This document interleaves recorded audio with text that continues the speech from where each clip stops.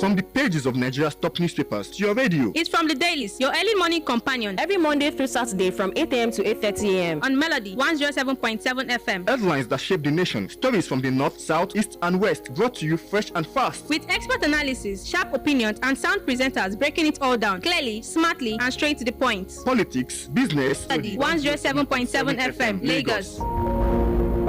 From the Dailies on your favorite radio station.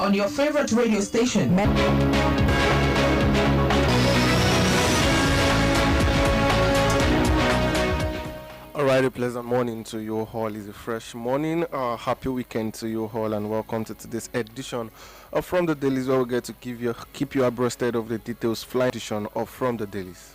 Good morning, Nigerians, and it is another edition 2026. I am Damilola Ologbon. Welcome to From the Dailies. Alright, let's get right. From the Vanguard and also from the Punch newspaper.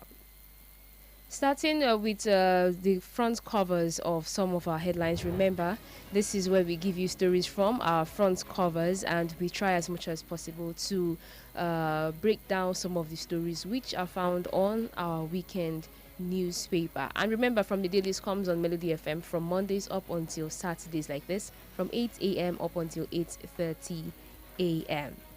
Now, starting with stories from the front cover of the Saturday Vanguard newspaper. Meanwhile, you can join us live on Facebook at Melody FM once it must replicate Osun experience in 2027.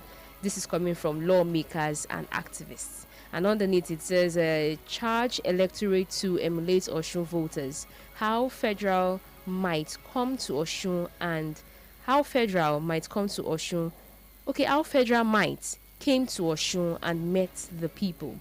This is from page 29, and it speaks about the governorship election that went down last week, Saturday. However, lawyers are saying that Nigerians must use Osun State as an example and follow the steps of the people of Osun State, making their vote count. Well, I quite a lot of things to say about that. Just a week ago, we were hoping that things will go well for Osun, and we thank God that the choice of the people actually came to pass. But I've seen quite a lot of reactions online, Twitter, Licky, and many of those things like that. And one of the things I observed is that while the people, there was one of the posts I saw where the person was trying to say that even though Osun people elected their own choice, they should acknowledge the system that acknowledge that this is their choice.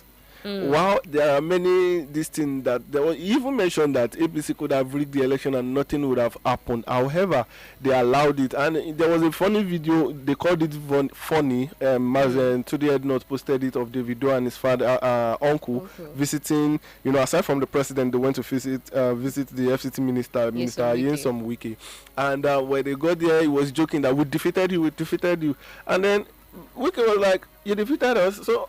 Jokingly, he had to prostrate, and when he saw that Wiki was bringing out a serious face, he prostrated and said, no, and all of this is, although Nigerians commented and said, so it's hilarious because it's the video and his uncle and all of those things. Many reactions, and then the president made mention of this while Governor Adeleke went to the villa to see him. He mentioned that you did not defeat anybody, you did not conquer anybody, you won an election, not that you conquered APC. So those trajectory and all of those things. And if we must replicate all of this, like many of the activists are saying, to do that for more than, just 3,000 plus polling units just for Osun State, we'll be dealing with more when it comes to general election. Yes. And it is a lot to deal with if you don't have strategic persons. And one thing I continue to say is that aside from the fact that people chose Adeleke, one thing that did not fail to be obvious to me was the fact that he had structures on ground to prove that he is really a man to be trusted. There were structures, there were people that did their jobs, the campaign managers and all of those things. Those that ought to do their job, they did their job. And if we must now, the NDC now, Peter Obi, flag bearer, started his campaign earlier this week, and going across, doing so many things already. It's not just do campaign. Yeah, you might have won the heart of the people, but I think structures should be on ground to checkmate things and make sure that things go free and fair. That's our prayer for January election coming up next year, that it should be free. Regardless of who comes in, it is not what the... So happened in Osun State. It should be the good part where where Osun State people all came out and they casted their votes, and some of them went against the vote buying. It was alleged that a particular party was giving out cash, as 50,000. Yes, and some people who decided that they want their votes to count collected the money and still voted for who they wanted. But now the idea there is the vote buying is what we should desist from. Exactly. Yes. So I'm hoping that this would stand as a good lesson for us to all come out in January and cast our votes. Hello, good morning. Hello. All right, let's continue. Still concerning the preparation of the general elections, this one here says 2027 Peter Obi lists 5 critical questions that could shape polls, begin campaigns in Onitsha. This is on page 7. And speaking about our presidential aspirants, I think another trending issue is concerning our president's statements regarding ADC's presidential candidates. About going back to full subsidy here and there, and other things that has been going on. There are quite a lot of sides to it anyways, because he is coming from the fact that they should go back to it, but it's not like if people will really sit down and check some of the budget and all of those things like that, the only thing I think the government is doing, even under Buhari and the present administration, is that the subsidy still remains, but they changed the name.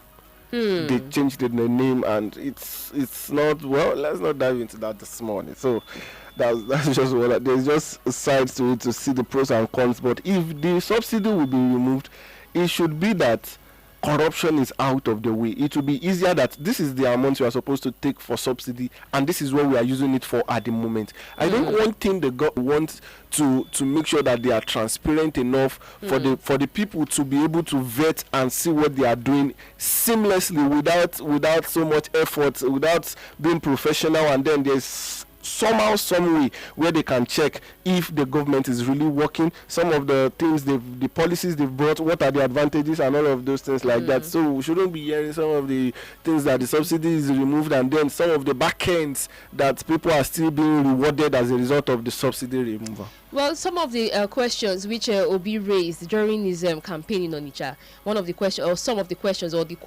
are Nigerians better off than they were 4 years ago? Can they afford food, education and healthcare?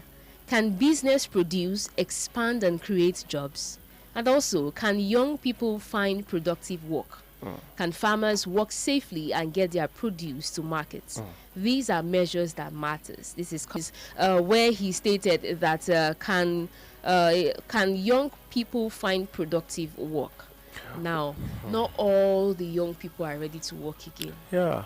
No, well, I did mention this on the program yesterday, that there was a time that the generation was employer-employee kind of country. At this moment, it has to do with talent. What can you offer? What solution can you solve? So to many people out there even looking for jobs, saying like, what can you start? What solution can you bring to this country? And you can solve. If you notice, the country is that once we move one direction, it's difficult to come back and say, once something goes high, before it goes, they've reduced the price of crude oil for a while now across the globe. Nigeria is still very high. All of those things. But one thing now is that it has to do with talent. You can just see somebody pick up their phone and go on TikTok and just dance, say something and say, good morning, Tony, and they will trend. I think their money, so far they have their views, they have their like, and all of this is thousands of dollars, and they are cashing out, and we are saying no job, and all of those things.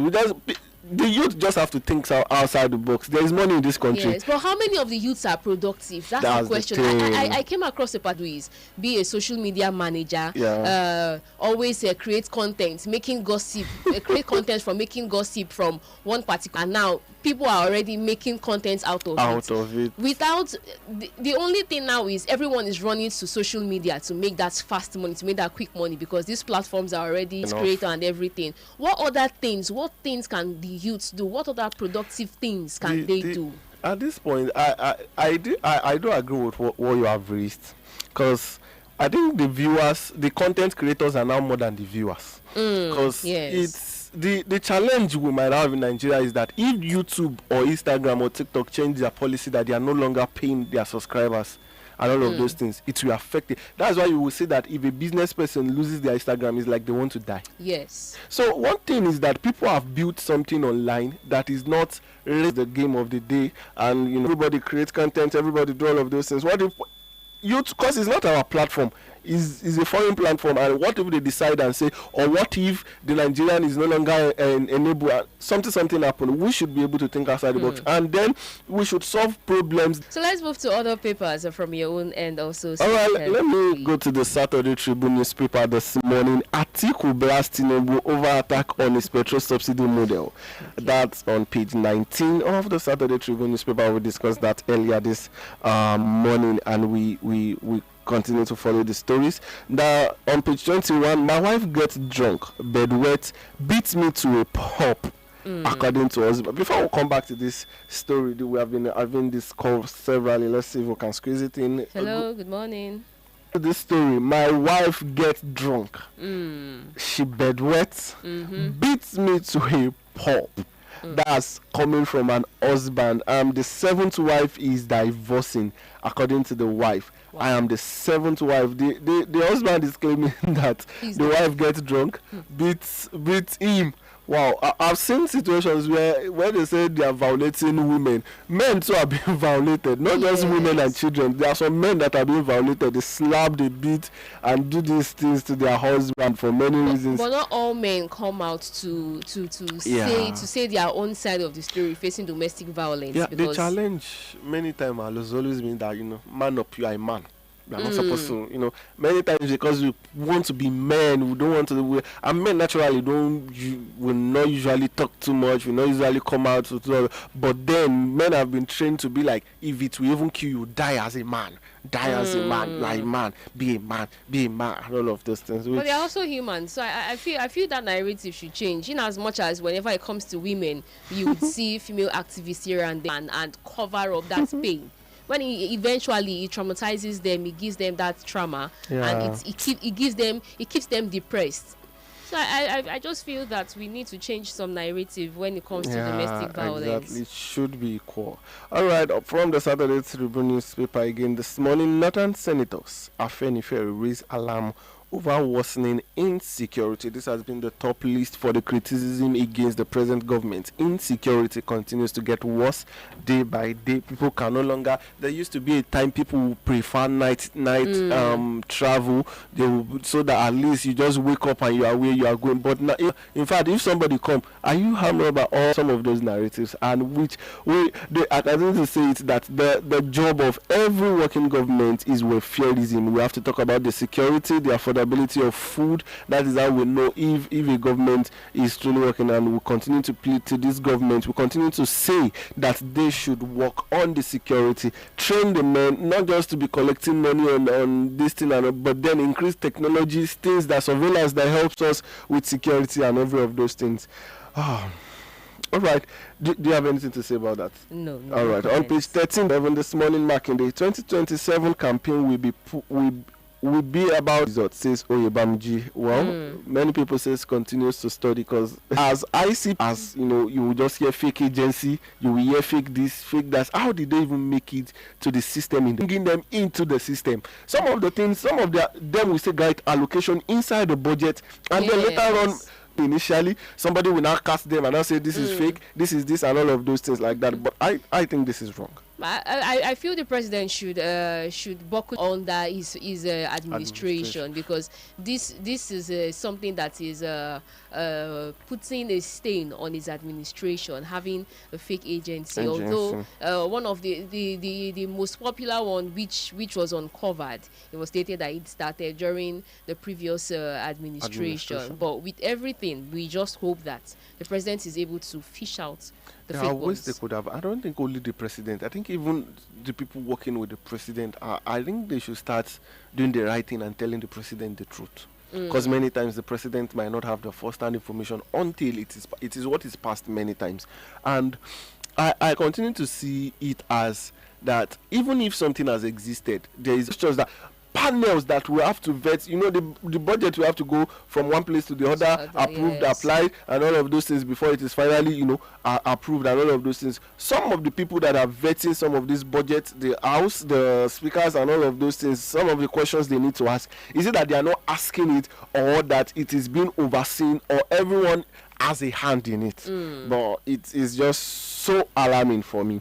Away from that, this morning, Peter Obi kicks off campaign, unveils economic security agenda. Governor Adeleke has no plan to join APC. Campaign council says his visit to Tinubu was customary.